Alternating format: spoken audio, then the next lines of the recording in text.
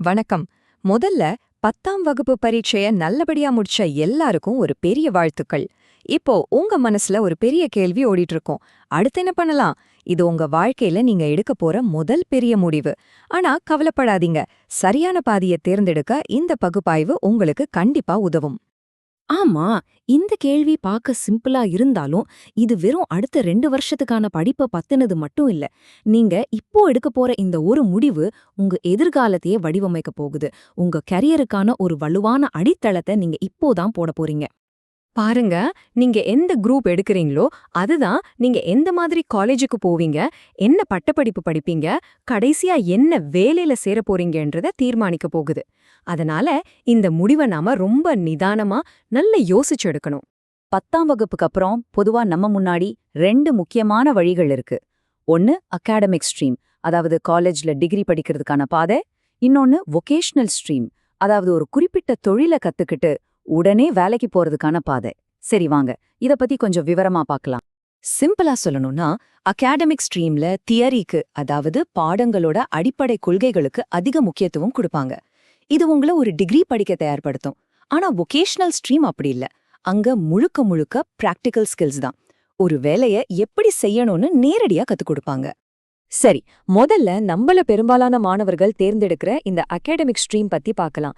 இதுதான் பலவிதமான உயர்கல்வி வாய்ப்புகளுக்கு கதவை திறந்துவிடும். இந்த அகாடமிக் ஸ்ட்ரீம்ல பாத்தீங்கன்னா முக்கியமா 3 பிரிவுகள் இருக்கு. ஒன்னு சயின்ஸ், 2வது காமர்ஸ், 3வது ஆர்ட்ஸ் அல்லது ஹியூமானிட்டிஸ். இதுல ஒவ்வொரு பிரிவும் உங்கள ஒரு தனிப்பட்ட கெரியர் உலகத்துக்கு கூட்டிட்டு போகும். உங்க கனவு ஒரு டாக்டராகவோ இல்ல ஒரு விஞ்ஞானியாகவோ ஆகணும்னா கண்டிப்பா பிசிக்ஸ், கெமிஸ்ட்ரி, பயாலஜி இருக்கிற குரூப் எடுக்கணும். அதுவே நீங்க ஒரு என்ஜினியர் ஆகணும், சாஃப்ட்வேர் துறையில சாதிக்கணும்னு ஆசைப்பட்டீங்கன்னா கணிதம், அதாவது மேத்ஸ் ரொம்ப ரொம்ப முக்கியம். இன்னைக்கு ட்ரெண்டிங்ல இருக்கிற டேட்டா சயின்ஸ் மாதிரி துறைகளுக்கும் கணிதம் தான் அடிப்படை. ஒருவேளை உங்களுக்கு மேத்ஸ் கொஞ்சம் கஷ்டமா இருக்குன்னு தோணுச்சுன்னா, அதுக்காக சயின்ஸ் குரூப்பே வேணான்னு சொல்லிராதீங்க. கவலையே படாதீங்க. மேத்ஸ் இல்லாமையும் சயின்ஸ்ல நிறைய வழிகள் இருக்கு. பயாலஜி, பாட்னி, ஜுவாலஜி மாதிரி பாடங்கள் எடுத்து விவசாயம், நர்சிங் இல்ல மெடிக்கல் லேப் டெக்னாலஜி மாதிரி முக்கியமான துறைகள்ல நிச்சயம் பிரகாசிக்க முடியும். உங்களுக்கு கணக்கு வழக்கு, பிசினஸ், பேங்கிங் இதுலெல்லாம் ஆர்வம் இருக்கா? அப்போ கண்ணை மூடிட்டு காமர்ஸ் குரூப் எடுக்கலாம். சார்ட்டர்ட் அக்கவுண்டன்ட், அதாவது சிஏ ஆகுறதுல இருந்து பெரிய கம்பெனில எம்பிஏ படிச்ச மேனேஜர் ஆகுறது வரைக்கும், ஏன் சட்டத்துறையில சாதிக்கிறதுக்கு கூட இந்த குரூப் ஒரு சரியான அடித்தளம் அமைச்சு கொடுக்கும். ஆர்ட்ஸ் குரூப்னா டீச்சர் வேலைக்கு மட்டும்தான்னு நிறைய பேர் தப்பா நினைக்கிறாங்க. நிச்சயமா இல்ல.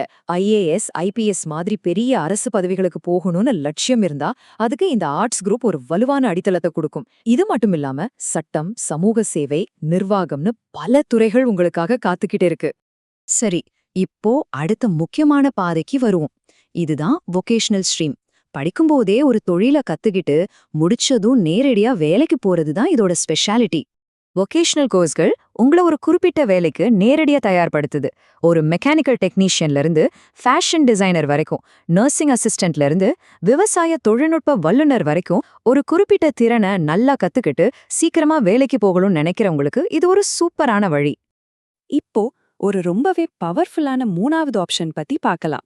இது ஒரு கேம் சேஞ்சர்னே சொல்லலாம். அதுதான் பாலிடெக்னிக் டிப்ளமோ. இதுல ஸ்கில்ஸ், வேலைவாய்ப்பு, பட்டப்படிப்புக்கான பாதைன்னு எல்லாமே ஒன்னா கிடைக்கும். பாலிடெக்னிக் டிப்ளமோங்கிறது வெறும் ஒரு படிப்பு இல்லைங்க. இது ஒரு முழுமையான கெரியர் பேக்கேஜ். இந்த 3 வருஷத்துல நீங்க ஒரு தொழில்நுட்பத் துறையில ஒரு எக்ஸ்பர்ட் ஆகி வேலைக்கு போறதுக்கு முழுசா தயாராயிடுவீங்க. பாலிடெக்னிக்ல இருக்கிற மிகப்பெரிய பிளஸ் பாயிண்டே இந்த லேட்ரல் என்ட்ரி முறை தான். அதாவது 3 வருஷ டிப்ளமோ முடிச்சதும் நீங்க நேரடியா எந்த ஒரு இன்ஜினியரிங் காலேஜ்லயும் பிவி இல்லைனா பிடெக் டிகிரியோட 2வது வருஷத்துல சேர்ந்துக்கலாம். இதனால உங்க நேரமும் பணமும் நிச்சயம் மிச்சமாகும்.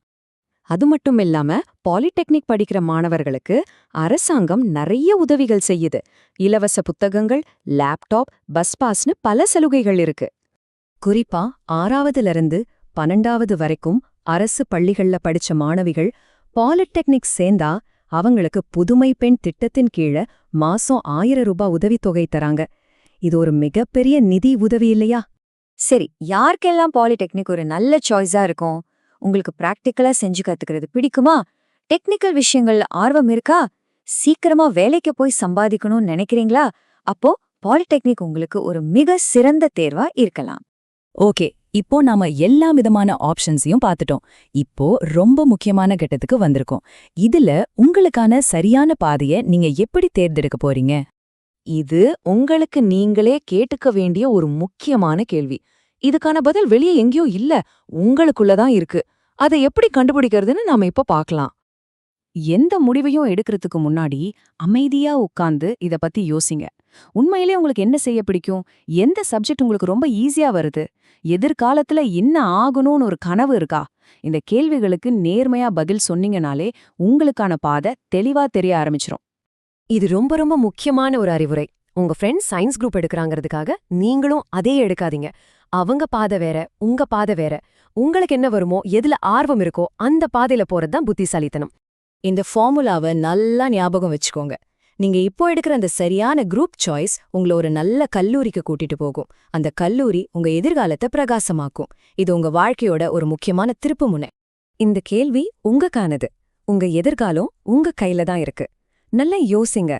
தேவைப்பட்டா பெரியவங்க கிட்ட ஆலோசனை கேளுங்க.